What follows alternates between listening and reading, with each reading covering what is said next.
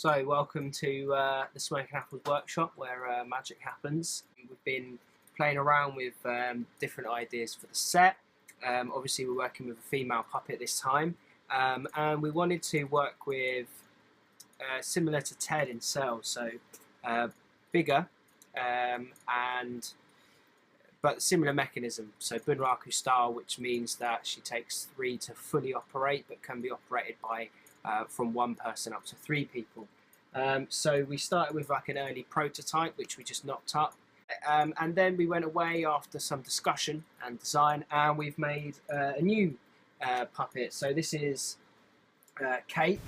She currently has hair but not a face. We've deliberately sort of left it blank for now. She's got her glasses. The arms operate similar to a human's arm, except the puppeteer can put their hand inside the glove, which makes her a little bit more dexterous than anything we've done before. She's quite tall. She's my height, 5'9".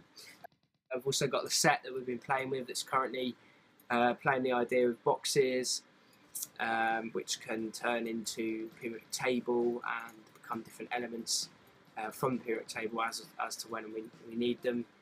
We've been trying to play around this the last time with lots of different things that the set can do and the puppet in relation to that.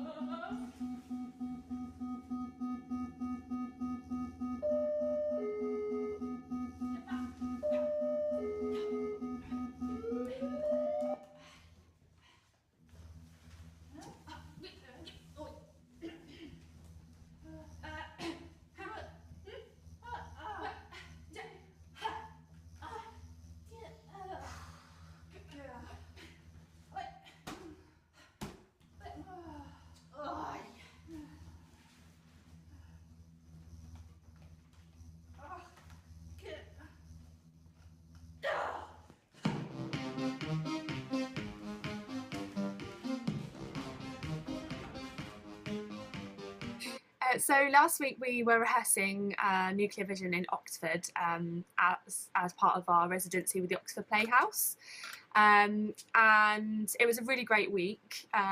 We had a new puppet, and we also had our dramaturg Gemma in with us for 3 days, which was brilliant.